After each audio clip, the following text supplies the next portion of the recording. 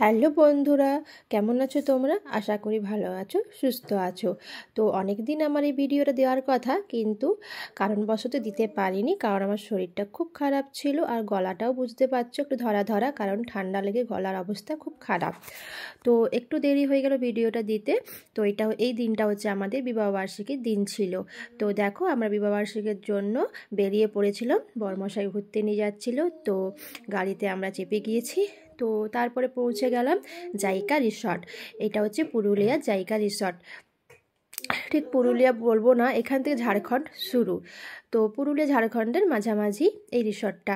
তো খুবই সুন্দর, আমি আগেও একবার এসেছিলাম, এই নিয়ে দ্বিতীয়বার। তো চারিপাশটা দেখো, খুব সুন্দর আর অনেক বড় রিসর্ট।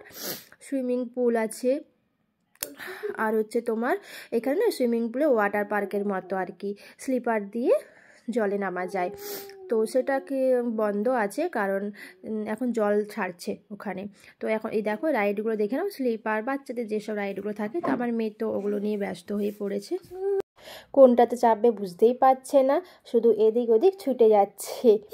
তো চলো, কিছুক্ষণ খেলার পরে আমরা চলে গিয়েছিলাম রেস্টুরেন্টের ভিতরে, আর তোমাদেরকে আমি চারপাশটা ভালো করে আরেকবার দেখিয়ে দিচ্ছি।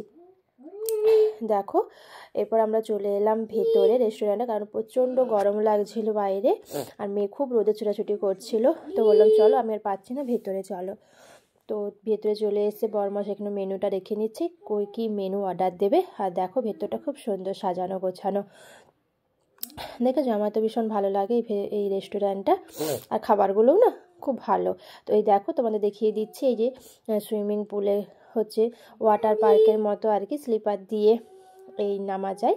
তো এই রাইডটাই আমার মেয়ে আগের বার এসে করেছিল, কিন্তু এবারে আর উপায় হলো না, কারণ এই যে জল ছাড়ছে দেখতেই পাচ্ছ এখানে।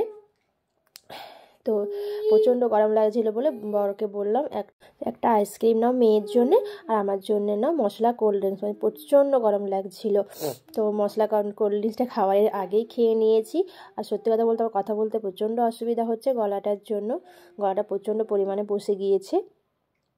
তারপর এখানে মেয়েকে খাওয়াতে বসে গিয়েছি আগে, কারণ মেয়েকে না খাওয়াতে পারলে আমি খেতে পারবো না, প্রচণ্ড বদমাশি করে। তো ওর জন্য সিম্পল সাদা ভাত আর এগ সেদ্ধ আর হচ্ছে ডাল নিয়েছিলাম, কারণ ও কিছুই খাই না।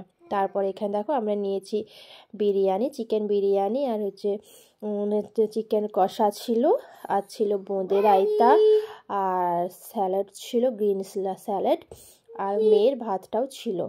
তো খাওয়া দাওয়া প্রায় শেষের মুখে আমাদের। দেখো আমার খাওয়া হয়ে গিয়েছে, আমি বসে আছি, রায়তা খাচ্ছিলাম বসে বসে।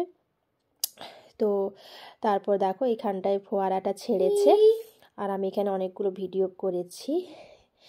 আর দেখো আমার মেয়ে এখানে দাঁড়িয়ে দাঁড়িয়ে ফোয়ারা দেখছে, আমার বড়মশাই দাঁড়িয়ে আছে ওর সামনে। তো খুব মজা করেছি দিনটায়, খুব আনন্দ করেছি, বিবাহবার্ষিকীটা খুব খুব সুন্দরভাবে কাটিয়েছি। আর তোমাদের সাথে আমাদের বিবাহবার্ষিকীর কিছুটা মুহূর্ত শেয়ার করলাম। কেমন হয়েছে, কেমন লেগেছে তোমাদের অবশ্যই জানিও। আর এই হচ্ছে আমার লুক বিবাহবার্ষিকীর। তো আমাকে কেমন দেখতে লাগছিল বিবাহবার্ষিকীর দিনে অবশ্যই তোমরা কমেন্টে জানিও। খাওয়া দাওয়ার পরে এখানে এসেছিলাম একটু ফটো তুলতে আর ভিডিও বানাতে। তারপর দেখো এখানে মেয়ে আমার শেষে মেসের রোদটা কমতে এই স্লিপারে এসে চেপেছে, আর অন্য একটু জামাটা অসুবিধা হচ্ছিলো, ওটা একটু গুটিয়ে দিয়েছিলাম। তো এবার আমাদের বাড়ি যাওয়ার পালা। তো টাটা, বাই বাই। কেমন হচ্ছে ভিডিওটা অবশ্যই জানিও।